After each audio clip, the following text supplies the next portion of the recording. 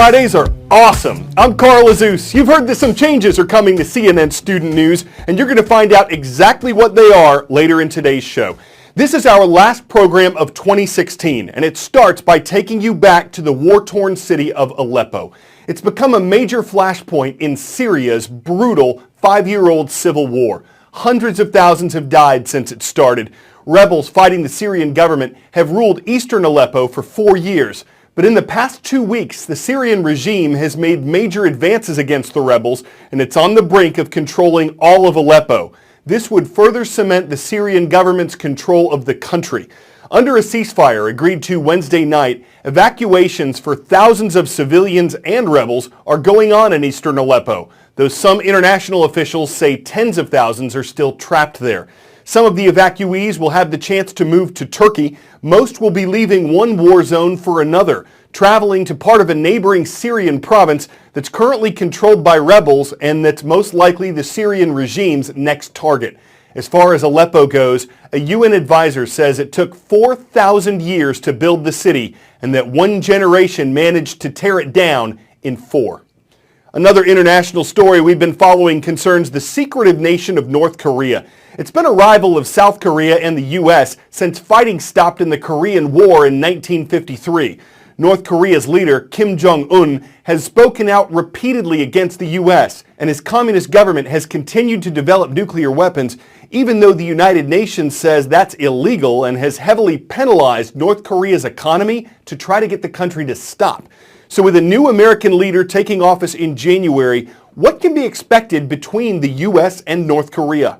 We don't know where the Trump administration will place North Korean nukes on its list of priorities, but one thing is for sure, that in 7 or 8 years, North Korea has made leaps and bounds in terms of its nuclear capability, and I'm talking about nuclear weapons. What is most troubling for the United States is that North Korea is working on long-range intercontinental ballistic missiles that would be able to reach the United States and that would, once there's a miniaturized warhead, be able to carry a nuclear payload as far as the United States. This is an existential problem for the United States, unlike any other that exists in the world today. We went to see the North Korean plutonium processing plant, its only nuclear plant that was known to the world, back in 2008 at Yongbyon. It's taken me at least 9 years to get this visa. Where we saw there, under the Bush administration, efforts to close down that plant, to restrict their nuclear weapons and nuclear program. How many fuel rods are in the pond now? About 1,600.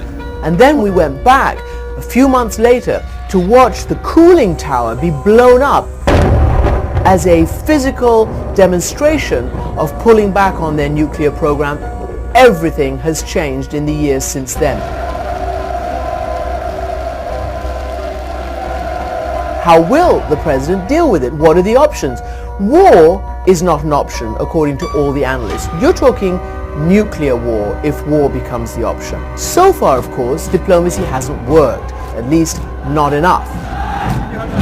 The US relies on China to try to do its North Korean bidding. China will have to be convinced by the United States that it will, the US, allow, as part of negotiations, the Kim dynasty to survive. That is the most important thing to the Kim dynasty, and for China, it wants that as well because it doesn't want to see destabilization and a whole millions and millions of North Koreans fleeing into China if the whole thing falls apart. And so it's going to take some very creative, out-of-the-box diplomacy that there will be no question of regime change. And therefore, the best one can hope for is some really robust arms control agreement. It's not the kind of record anyone wants to set. The Yahoo technology company announced this week that it suffered what's probably the largest hack ever. To make matters worse, Yahoo says the actual hack occurred in 2013, and internet security experts say that means the hackers had more than 3 years to take advantage of the stolen information before Yahoo knew about it. Analysts say even people who don't have Yahoo email accounts could have had their information stolen. Say if they posted pictures on Flickr or played fantasy sports on Yahoo Sports. This is in addition to a separate hack in 2014 that Yahoo announced in September of this year, in which 500 million accounts were hacked. The company says this time more than 1 billion accounts were affected. Let's just pause on that 1 billion number for a moment. That likely makes this the largest hack in the history of the internet. This breach dates back to 2013, and Yahoo believes an unauthorized third party, as they're calling it, stole user data that may have included names, email addresses, and passwords. This breach does not include credit card data or bank account information. Now, if you have a sigh of relief that financial information wasn't part of the hack, not so fast. Remember, you can change your credit card numbers, but you can't change information like your date of birth. You're likely not going to change your name, and hackers can use all that information to try and get in to your other online accounts. Now, affected users will likely be required to change their password, something that every user of Yahoo may want to do immediately instead of waiting for that notification. Now, this may put a question mark over Verizon's $4.8 billion deal to buy Yahoo. In a statement, Verizon says, "As we've said all along, we will continue to evaluate the situation. As Yahoo continues its investigation, we will review the impact of this new development before reaching any final conclusions. Even if the deal does go on, it could go for a much lower price."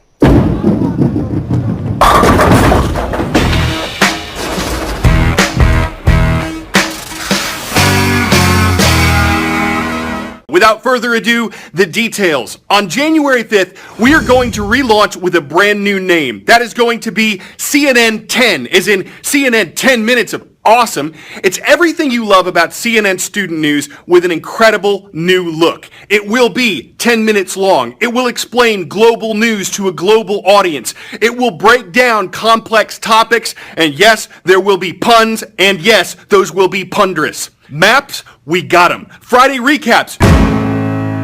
You know this, but wait, there's more. To make sure this show is better than ever, we're going to be bringing back some of your old favorites. There will be an interactive trivia segment. There are going to be some sweet random facts. CNN 10, like Fridays, is awesome. It will better serve our growing audience, and yes, I cannot wait to see you on January 5th, 2017. Meantime, check it. This is a sneak peek of what our new animation is going to look like. You're going to love it.